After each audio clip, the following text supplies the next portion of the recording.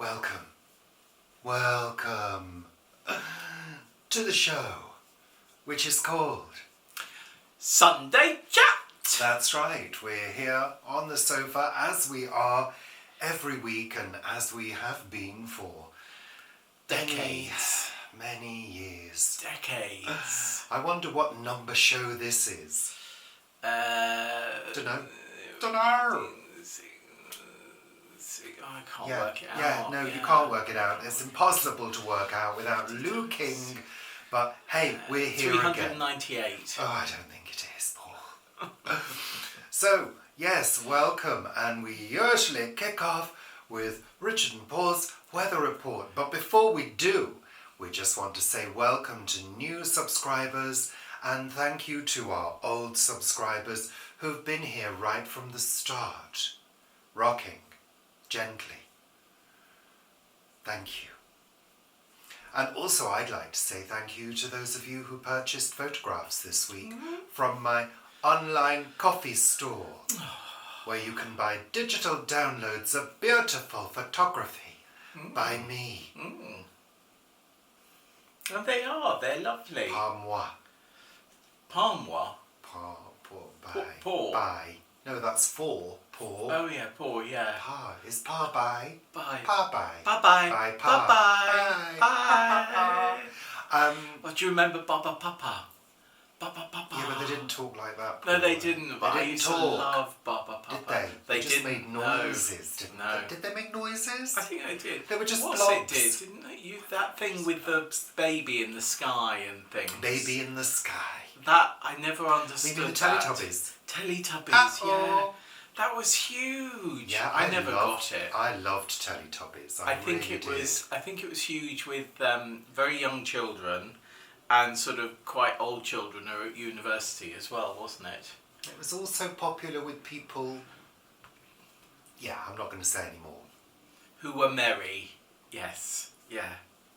Anyway, let's move on. Do you with the think show. that's still there now? Because they built a whole thing somewhere, which was all the set. I wonder if it's still there. It is a little bit sticky this morning, so I think it's time to crack on, rock on. It's time to crack on with the weather report. So, Paul, tell us, what has the weather been like this week? Well, it's been quite mixed, hasn't it, Paul? It has. It's been extremely mixed. And today, it was quite humid from the off, actually. It's overcast now. We've had a splattering of rain a short while ago. Really? But we had a good downfall of rain. I think it was either Tuesday or Wednesday morning. I think Wednesday morning or even Thursday. I got no idea. And it did some good, no doubt. But there's still been a really drying breeze. The heat has been there. It's been slightly cooler than last weekend, which was the heat wave. But looking forward, they're forecasting another heat wave at the end of next week. So that's something to look forward to. Well, yes. That's okay. Yes. We don't mind. It's not going to be, or it's not at the moment forecast to be as high as the one that went last weekend. No. So that's good. It looks as though it's going to be a high of 30, 31 rather than 34, 35. So yeah, fingers crossed on that. Good, lovely. But we do need rain. You know, at the allotment, the We cracks aren't quite as deep as previous years so far in you know, the communal paths and things. But I am noticing that where ground hasn't been watered, it is dry down to about 10 inches, even a foot. Is it? Yeah. That's quite deep. That is really deep. Yeah, to have it so dry. It's a bed I'm not using at the moment, but yeah, it's a bed that I will be using very soon. Well, you better get watering then. Well, yeah, I mean, you know, that's the irony. You know, you need to water the bed before everything goes in to make sure that the soil is friable, so that when I put the plants in, their little roots can start going down. What a challenge. I mean, we seem to be getting a higher frequency of really warm periods now. And I think the forecasters have said that is what we need to expect. Well, yeah, and I've noticed that I watched a forecast, was it yesterday I think it was, and they were sort of talking about this sort of pattern that is emerging this year. Yeah. Where we sort of go cool, then hot and dry, cool with a tiny bit of rain, then hot and dry but humid. Yeah, it's interesting. Well, at least we're getting some summer this year. Yes, I mean there is that. Yeah. We've had years where we've had no summer. No, that's true. Literally, it's been grey and cool for the whole summer, and everybody moans.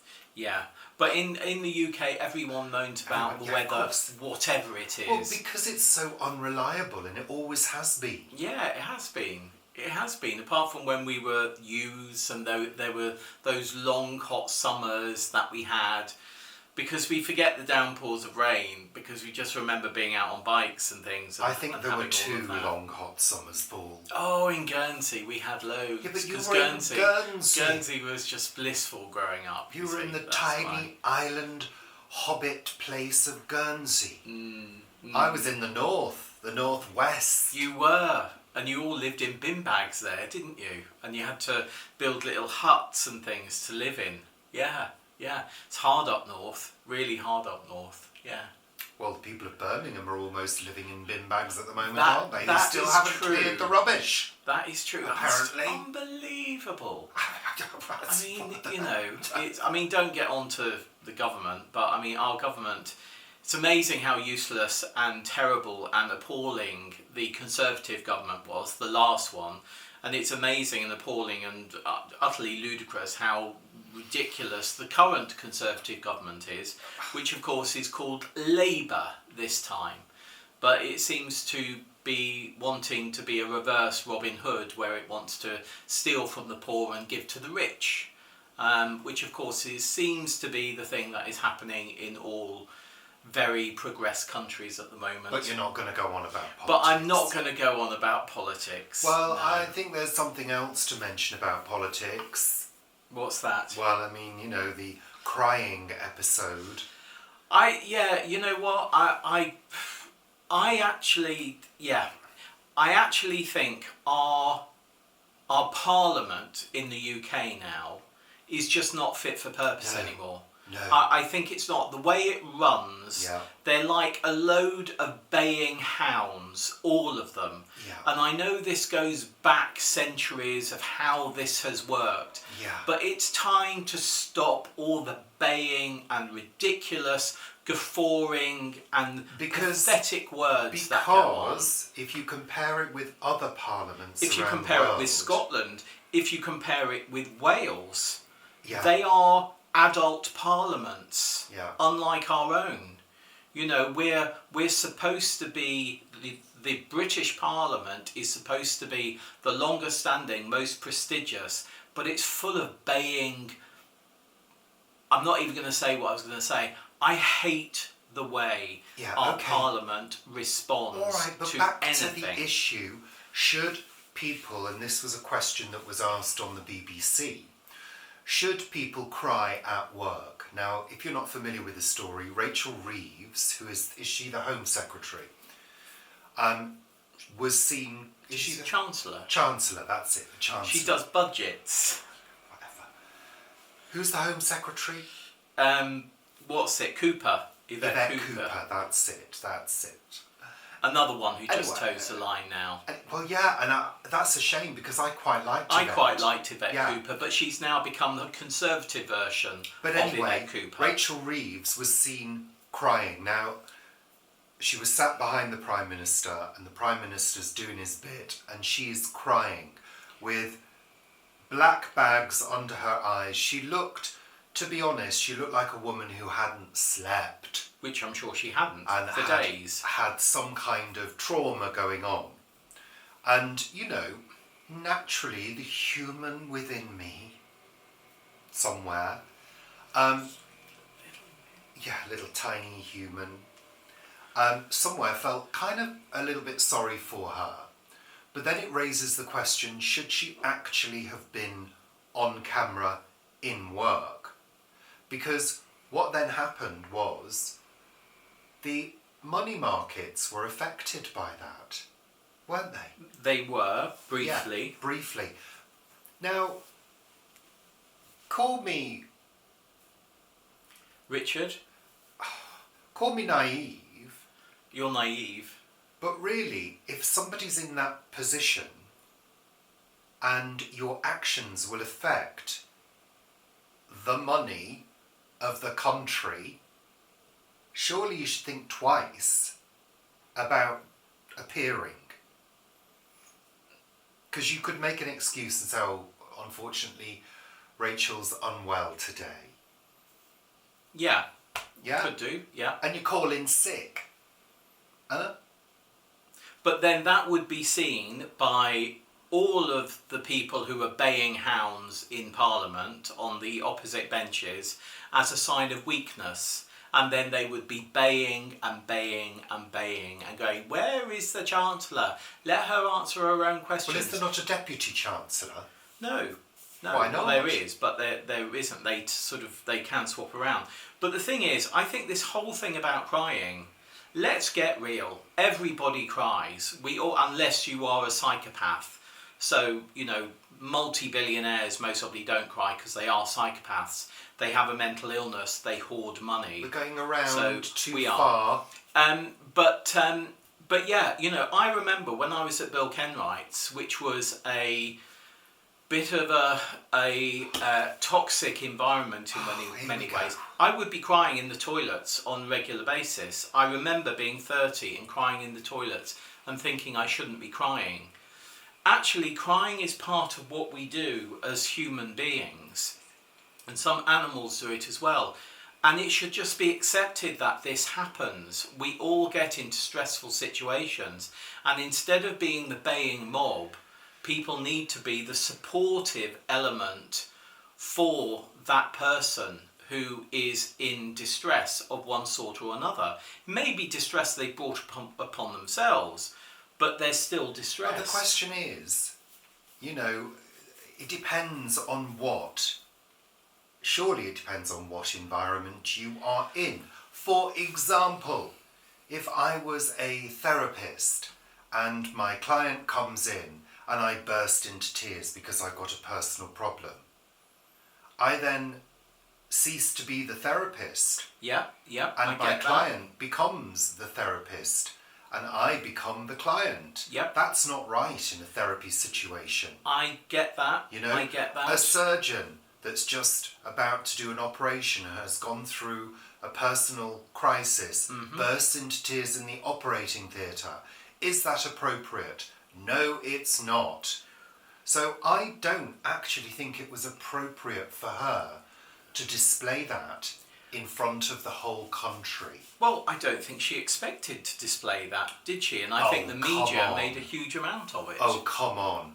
That woman had been up all night. Well, yeah. And she deliberately didn't put concealer on. You see, I wouldn't notice. Hello? I think I spot these things. I think you do. Any woman worth her salt in public position who normally wears a shed load of makeup did not wear concealer that day. So was it a deliberate ploy? Well, maybe it was. Hello? But I still think we need to accept that crying is a standard emotion of the human psyche. It is part of that. And was she using her regular hairspray? I don't think she was. Because normally her hair is like a plastic bobblehead. You see, when we start talking about hairspray, that's it for me. It's an area that I have no knowledge of, and therefore I just can't really partake in. But you've got to think about what she normally looks like. Well, and the difference that day. Yeah, she looked horrendous. I didn't notice. Well, I notice these things, Paul. It's built in. Yeah, I It's a remember natural actually thing. an opening night, a really challenging opening night when I was at Ken Wright's, and I was crying at Oh, here we go. It's all about you. one thing. I was crying. Yeah, I was having a terrible time at Ken Wright's at the time, and I was crying at an opening night party. Yeah. Anyway, there we are. Stress that was, utter stress. Am I bothered? No, I think you were bothered actually when I got home at about 3 o'clock in the morning. But yeah. Well, Yeah. I think you'll find I'm the one that said to you, just leave. Yeah, you did on several occasions. Just leave. And of course, one day I did. Yeah. Yeah. Because, hey, no. Hey, you, no. Don't put up with it. Just leave.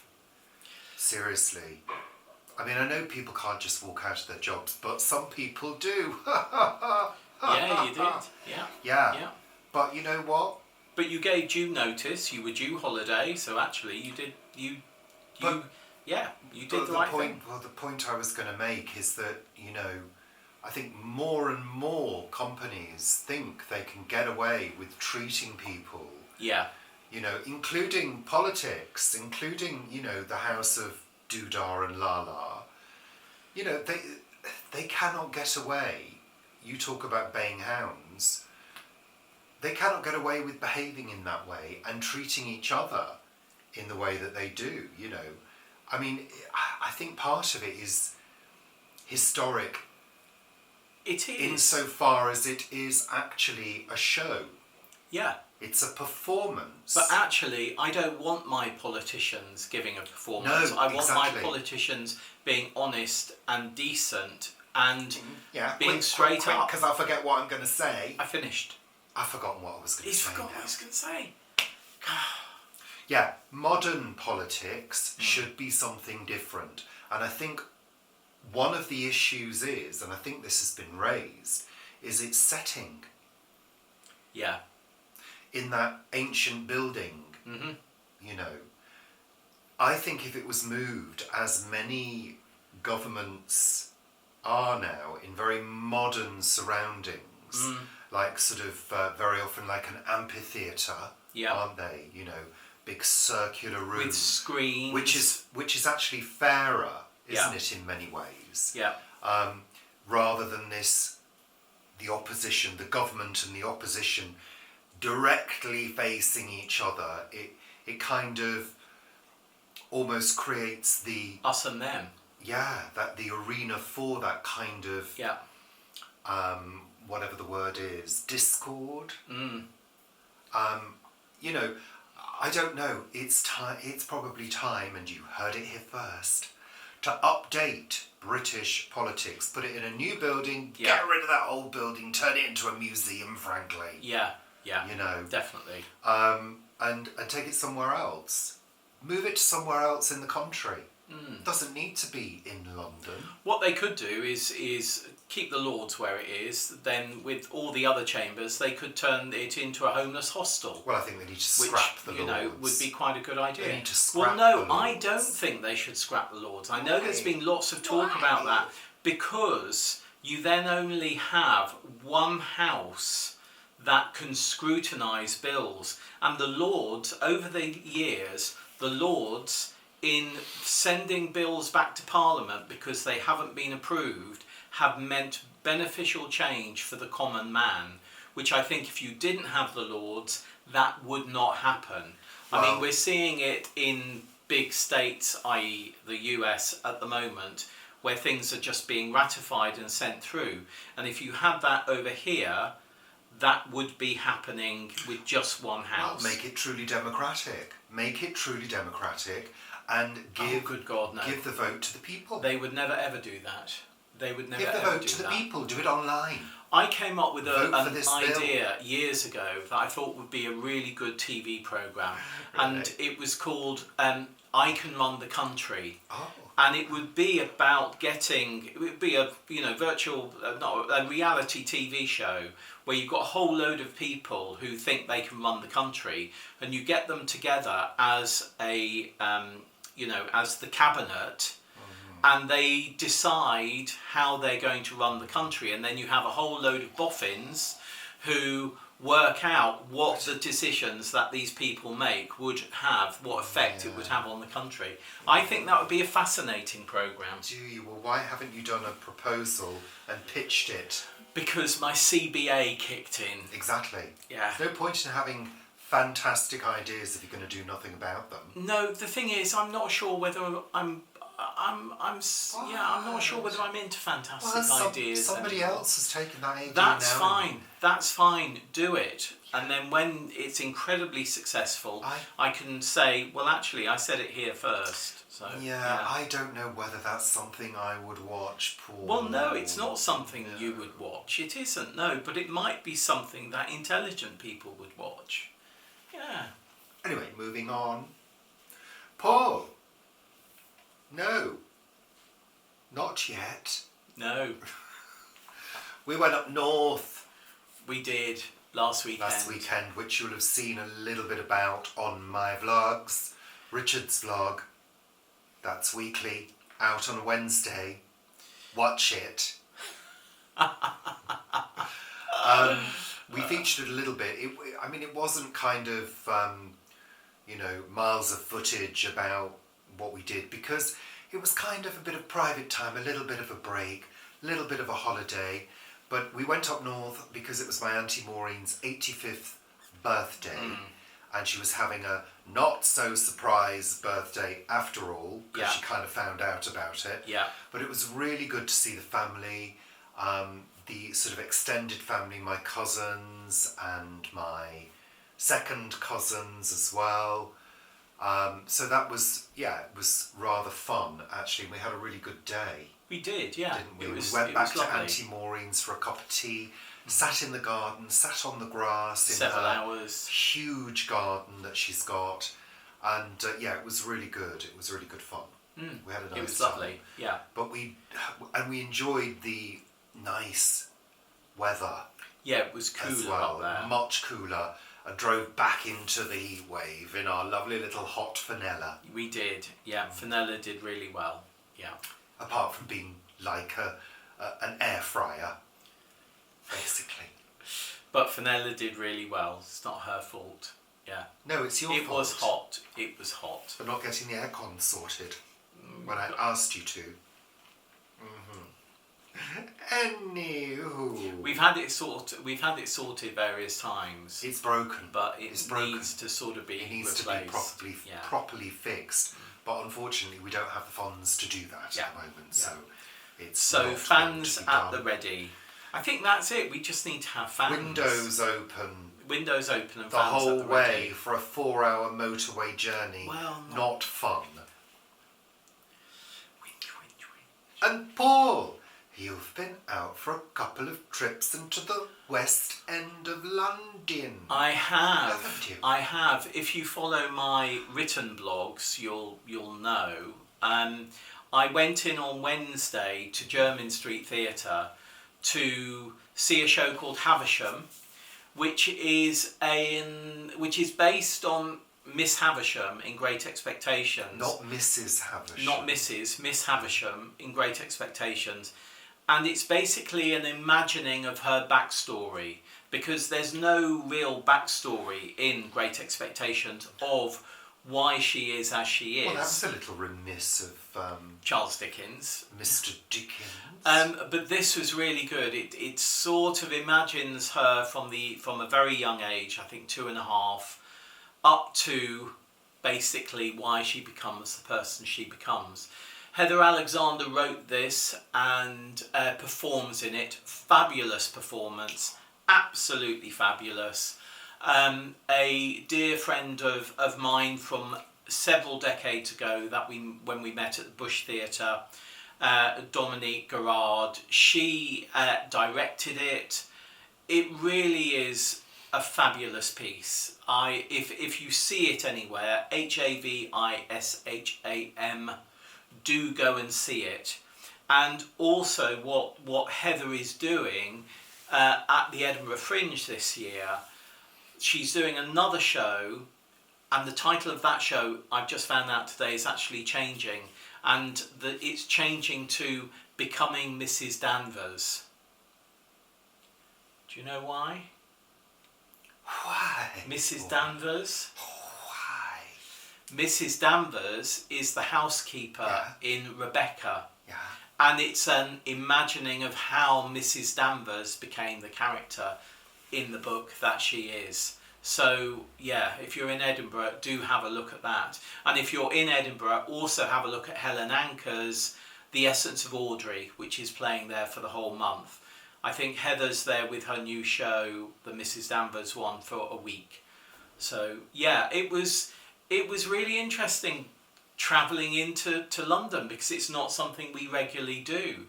And for me, it was a work thing, because we wanted to see the show to see whether it was good for the Great Green Barn, which it certainly is. So I went on the Elizabeth line, which is like a 10-12 minute walk to our local station. On the Bakerloo line, walked down Piccadilly. Had a really interesting time. And then I was back at the same theatre to see another show on Friday night. And that show, fabulous pianist, fabulous tenor, but the piece didn't really gel for me. It didn't get me going. So I don't think we'll be having that one. But Vanessa and I saw both shows. Vanessa was rather late for both of them as well. But hey ho. But also, Paul, as you go into the West End, normally what tends to happen is you bump into people. Absolutely. Don't Absolutely. Paul? And you bumped into a couple of people, didn't you, Paul? I did. You did? Colm and Cerise from Dublin. I was going down Piccadilly, and yeah, there were two of our subscribers who said, "Oh, are you Paul from Richard and Paul?" So was you, yes, I was. Well, so you was never you leave the house. So was you that gets recognised. You never leave the house. I've only ever been recognised once. You sit rocking in the corner over there. I ran away from that person because I thought there was some kind of weirdo. I think you did, yeah. I crossed over. Yeah. Do you remember Malvern show? We went to the Malvern show with Vivi and Jane and various other people were there. And I went for a pee in the gents, obviously. And the person next to me, who's peeing next to me, said, "Are you Paul from Richard and Paul?" So like, God, we were a tiny channel in the back gents, then. we were tiny then. Well, we still are a we still are, tiny, intimate channel. Yeah, but yeah, at the urinals. Yeah, thank you very much. Well, that that's was very why bizarre. I don't go to urinals, Paul. No, you don't. Fear of being recognised. Absolutely, yeah. Anywho. Not sure which bit of you will be recognised. Yeah, I think they got the joke. Yeah. Don't need to spell it out to them. So, it's time for the intellectual part of the show. Word of the week. Word of the week. What date is it today? 4th? No, it's the 6th, isn't it? 6th, yeah, Broadcast 6th. days. Oh God, 6th. what's this now?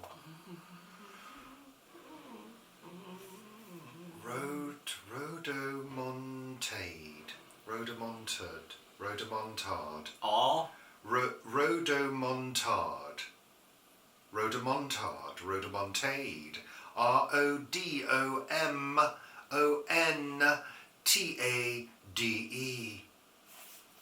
Rodomontade. Rodomonted. Rodomontade. I don't know. Let's read it and then we're going to discover. I don't know. Rodomontade. I think it's something that's discombobulatory. Okay, are we ready? Yes. Are you sitting comfortably? Sort of. Good, yeah. I'll begin then. An epic outbreak of bombastic boastfulness is a rodomontade. In 1711, the Earl of Shaftesbury railed against the incorrigibleness of our poets in their pedantic manner, their vanity, their defiance of criticism, their rodomontade rhodomontade, You should read this as Moira. I think that would be and better. poetical bravado. He had a particular grudge against Dryden, who had painted Shaftesbury's grandfather in an unflattering satirical light. Later, William Hazlitt had it up to here with the writing of show-off theatre critics. Not a glimpse can you get of their merits or defects of the performers. They are hidden in a profusion of barbarous epithets and wilful rhodomontade, rhodomontade, rhodomontade. I don't know. No, I don't know. I wish he'd included a little bit on how to pronounce. As those examples suggest, the word has sometimes been spelled with an H, as in RH. Like rhododendron. Like rhododendron. All right. Literally, that's what it says here. Right. Rhodomontade, rhodomontade. What's it going on? Actually an eponym formed from the name of the character Rhodamont. Rhodamonte. In The quick-tempered and vainglorious Saracen leader in the epic poem Orlando Innamorato by Boileau,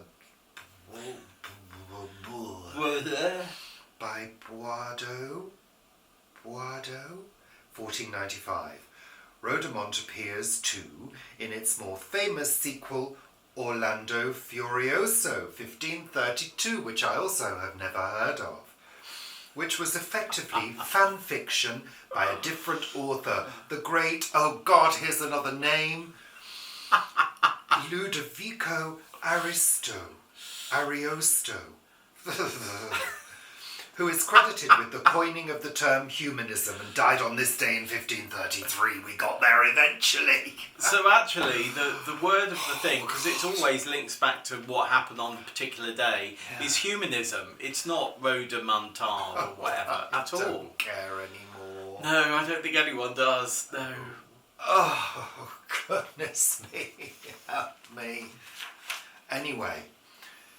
So that was really, really wordy. For Word Yes. of the Week, that was really, really wordy. Yeah, next week, Paul's going to read it. Yeah. And we'll see if you do as good a job. I thought you did a great job. Thank you, Paul. I just think the wordsmith who wrote it didn't, that's all. Well, I just think it's one of those books that you probably read to yourself rather than read out loud. Because very often, when one reads out loud and one's doing it straight off the cuff, one hasn't built in the pauses. Yeah. You know, so people don't always write for speech. Thank you. Well, they don't. I mean, printed text is mainly for reading, isn't it? No, I know. That's what I'm saying. Yeah. You know, and if you rehearsed it, if one rehearsed it, one would build in the pauses. Yeah. But of course, that's where commas and colons and semicolons are supposed to come in. Yeah, because They're you find out supposed where to they help are you. and you learn where they are. Shush now, Paul. It's taken a while this week to cover. TV. What have we watched on TV this week? Well, we really haven't watched anything at all. No. But Not really. I did watch Help! My House is Haunted. Oh, I fell asleep during that. I nearly did. And, yeah. Was the house haunted? Well, I don't know, but she did say, the woman that owns it, she did say, well, during the day everything's fine, but 5 o'clock I get the impression that it's no longer my house. Oh no, it was a shop. When 5 o'clock arrives, it's no longer my shop. And they don't want me here. And it was a butcher's shop, and she was scared that the butcher's implements were going to be thrown at her during poltergeist activity. Well, there we are. Oh, Yeah. Yeah. That was fun. I also watched a programme on Kensington Palace. Oh, did you? Yes, narrated by Sue Johnston. Yes, I think I fell asleep during the ghost That one was and quite woke good. up during the other one. I thought, gosh, as we move, is there ghosts Well, at Kensington Palace? I skip. Oh, do you? I do. I skip I went to between bed. channels. I got confused and went to bed. That's what I quite enjoy, skipping I can't bear that. to programmes when the adverts come on. Skip over, watch something It's else. like when he skip over, watch that again. He just skips channels, That's what and I I have enjoy to doing. I like do it. mute I and get like the guide up and flick through the guide. Yeah, I don't like. I don't think there's anything flicking. wrong with skipping about, watching different things. No. And having your tablet open and watching a podcast at the same time. Yes, while making a cake. Yes, Yeah, and why wrapping a few not? presents. I did also listen to a podcast about ABBA Voyage. Oh, did you? I did. And it was a group of technical people. And they were talking about the technology and how much of a challenge it was, how it was so well built as well, the actual array of lights. It's something I mean, the like, lights are incredible. it's something like 600 tons of lighting rig Oh yeah, I'm above sure. you. I'm sure. Yeah. Yeah. And they were talking about the fact they had different people programming different elements of the avatars, the the computer generated versions of ABBA. They were talking about how the hair had to be done properly and generated, and the costumes had to all be made, physically made and designed before they could be rendered. And how? What? So they knew how they flowed, or what? Well, it was interesting because one of the capes that one of the girls wears, and they, if you remember, they throw their capes off at one point. Yeah. Was when it was physically made, it couldn't be worn. It was far too heavy, What? Because it was spangled. covered in jewels. Right. Okay. Yeah. Yeah. So he said the beauty of doing digital design is you can make it wearable. Well, yeah, of course you can. You know? Yeah, 'cause it doesn't weigh anything. Yeah. So all the bits and pieces of how it was put together, and also their nervousness at whether it would actually be received well by the public. Right. Yeah. Which of course is to us as viewers who go and watch it and see it fresh, as we did, is kind of unbelievable that anybody would think, oh, is this going to be enjoyed? Well, I think at the start of anything, whether it's a small show or a huge show like that, there is, how will the audience interact with this? Because you've been involved in it. If you Yeah. are involved in it, it's hard to be objective and step outside and Yeah. view it as a fresh observer. So, and they were talking about how they invited all the local people to be one of the first audiences. I knew that. All the local residents, because it is in a heavily residential area with a lot of tower blocks. Yeah. There's a lot of industry there. There's a lot of it is in the middle of homes. Fairly newly built, a lot of it, because all of that area was very run down before the Olympics went in there. Well, first of all, it was the development of Docklands was going on. Then it became bigger once for the 2000 Millennium Dome, and then there was the Olympics, and the park was expanded and all of that. Yeah, it's been a heavily developed site. I mean, when we went, when we were walking back from having seen the show to your sister's hotel, we were going through places that literally were a building site, weren't we? Some of them. Were we? Yeah, and there was these and then we saw the big swimming, what's it called, the aquadrome or something, there, and it sort of, none of it actually felt finished. It all felt a little bit as though it needed finishing off. Well, the ABBA arena itself, and it's purpose built for ABBA, for the ABBA Voyage, it kind of does look like a spaceship that has landed in the middle of this, hugely built up concrete jungle, which it kind of is, isn't it? Can't imagine how that feels in the height of summer heat. Well, no. But I think the venue itself is cooled, isn't it? Well, yeah, it's air conditioned. Yeah. So, anywho, so I listened to that, but basically I think that was it. That entertainment on screen. I watched an episode of Endeavour. I'm sort of going through it yet again. I just sort of find it quite sort of homely in many ways, which is quite bizarre. Good. Yes, lovely. But when I want to sort of switch off, Yeah. it's something quite nice to watch if I don't want to read a book or do something else. Good, Paul. That's good. Now it's time to say goodbye. Thank you. And the sun is about to come out by the looks of things, so we're about to go into bleached out mode. Lovely. Thank you. And the heat will get up, which is just as well because we're having soup for lunch. Oh, nice. What kind of soup, Paul? It's carrot and lentil with some courgette in there as well. Oh, my leftover courgette from leftover courgette. Yes, which somebody asked me about. So that's it for this week's Sunday Chat! Thank you for joining us here on the sofa in West London. Londinium. Thank you, and we'll see you very soon. See you next week. For more cookery with me, Richard. And then allotment stuff with me, Paul.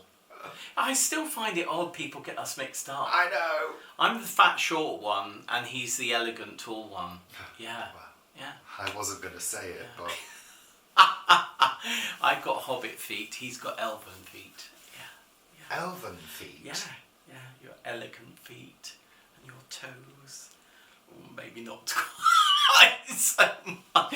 Maybe they're all witchy. Yeah. Witchy? My feet aren't witchy. I think you'll find my feet have got a great arch on them. Well, that's what I mean, witchy arch. Yeah. Just because you've got big slabs that are completely flat. Yeah. Take care. Toodle pip. Bananas. Bananas, tits and bums. Bye. Bye.